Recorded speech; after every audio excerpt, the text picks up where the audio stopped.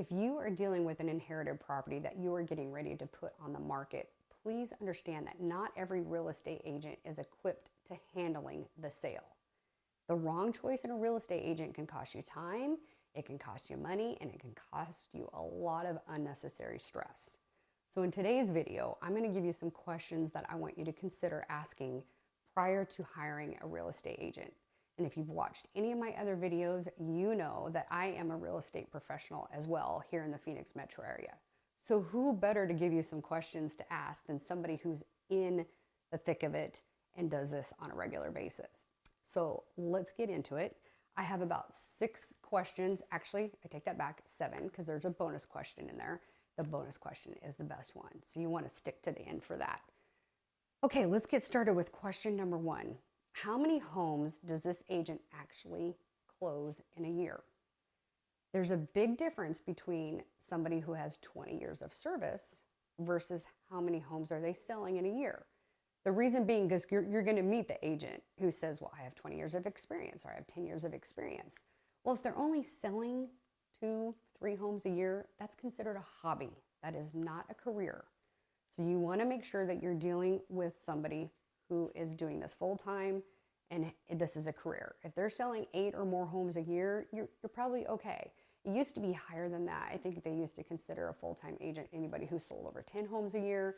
However, with market conditions, sometimes people aren't selling quite as many, but 2 or 3 is still considered a hobby. You also want to consider on the opposite end, if they're selling 50, 60 homes a year, what does that look like? Where do you fall into the busyness? Do they have a full team that's handling things? So those are just some good questions that you might want to ask yourself and of them. Question number 2.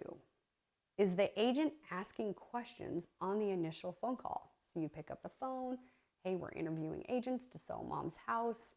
I'd like to, ask what your availability looks like. They should, at least I would start asking questions. What's the timeline? Are you already in the probate process?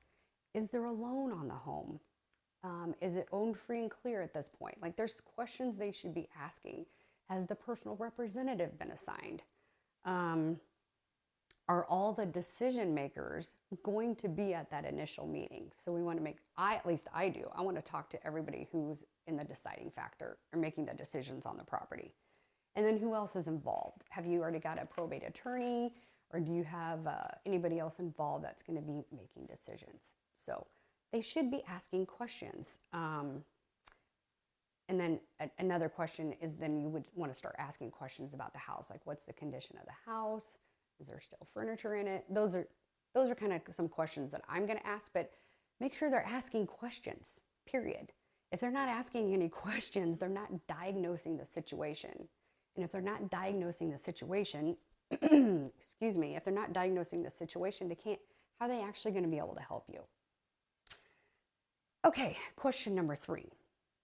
When you do meet with them, do they show up prepared? They should be prepared if they asked you questions. And they should be showing up with some sort of comparative market analysis.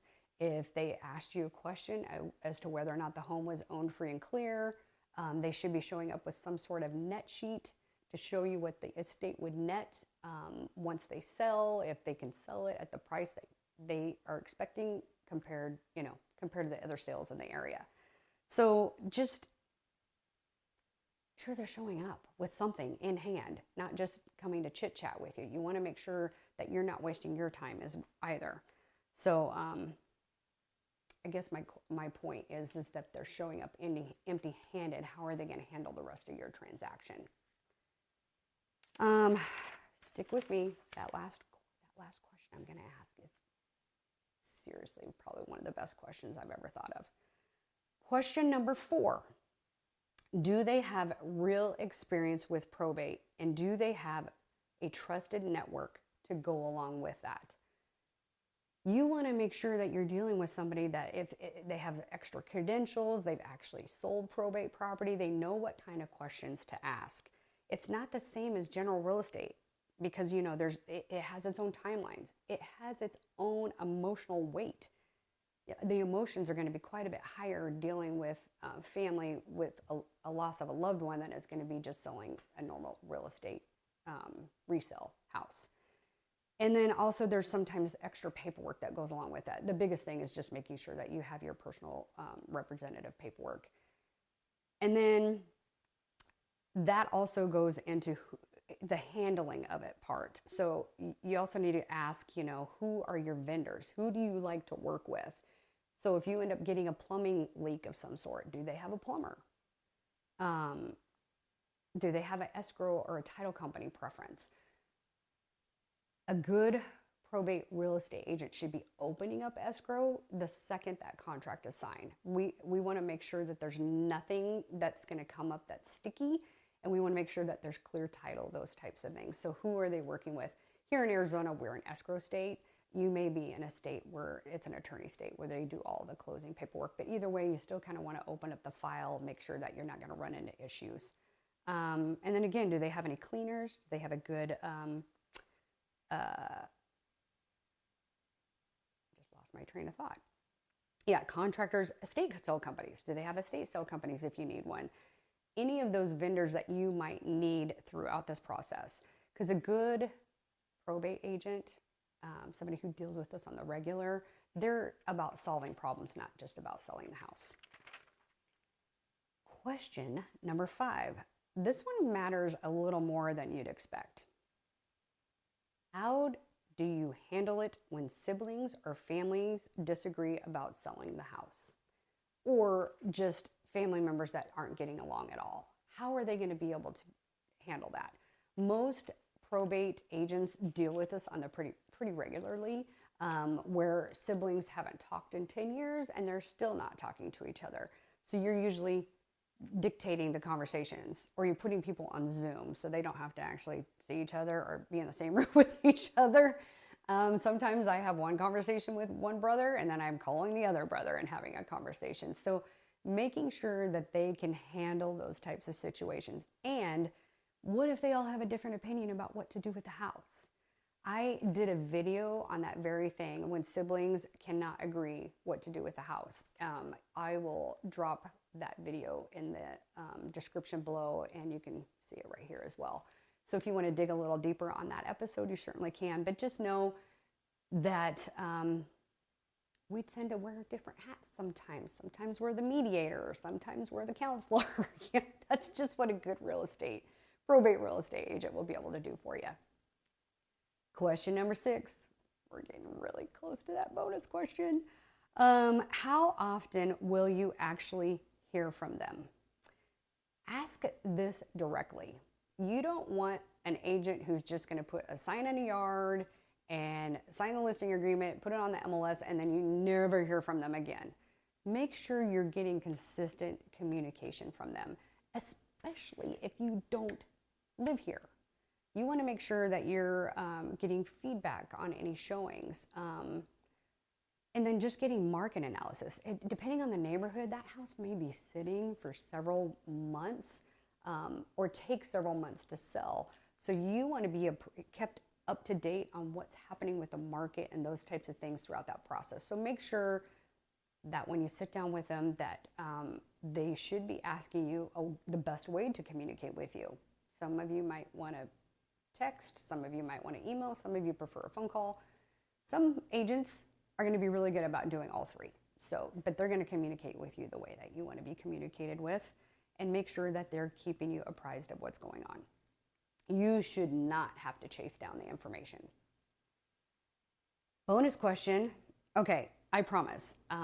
This is going to be a little more telling than you would actually expect. I would ask them straight out, how many unread emails do they have in their inbox? Let that sit for a second.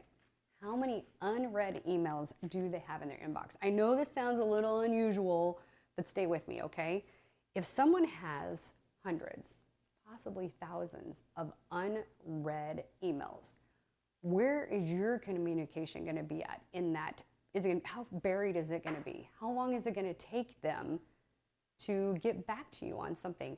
And sometimes, we're dealing with sometimes urgent issues. Title companies trying to track something down, the buyer's lender needs to communicate something. There is no reason that you should be dealing with a real estate agent that has 300-400 emails. I was telling a friend about this, and she looks at her phone, and sure enough, she had over 300 unread emails. I said, oh, send me a screenshot of that. You'll see a screenshot of it here. The little bubble showing how many emails. That's not me. And that should not be the real estate agent that you hire. It also is very difficult when you're in this industry and you're dealing with an agent on the other end, and that's what you end up with as well, where they do not get back to you in a timely manner. There's no sense of urgency. Sometimes I'll be dealing with big teams and I'm having to keep resending them stuff that I've already sent them because somebody lost it. So very frustrating, and you deserve better than that. You deserve somebody you are going to be on their list of people that they want to take care of. And if they have hundreds of unread emails, I can tell you that their text messages are probably the same way. It's going to take them forever to get back to you. So at the end of the day, if you do have an inherited property in the estate that needs to be sold and you don't know what to do next, reach out to me, okay? Even if you're not here in Arizona where I could be of help to you and you need help connecting with a real estate agent that deals with probate, reach out to me. I'd happy to connect you with somebody in your market that can help you. Next week, we are going to cover when it's probably time for you to hire a real estate agent and when you should. So make sure you do subscribe. Go ahead and hit the bell. That'll let you notify when that episode does drop. And if you got any value out of this video, by all means, please, I would love it if you give me a good thumbs up. That just helps me and my viewers so that this video shows up for them when they're searching. And lastly, if there's something you would like me to cover on this channel, something that you're struggling with, or just an idea that's popped in your head, leave a comment. I'm happy to, I look at all the comments, I'm gonna respond to them, and I would love it if you would leave me a comment and let me know if there's anything that I can help you with. All right, until next week, have a wonderful day.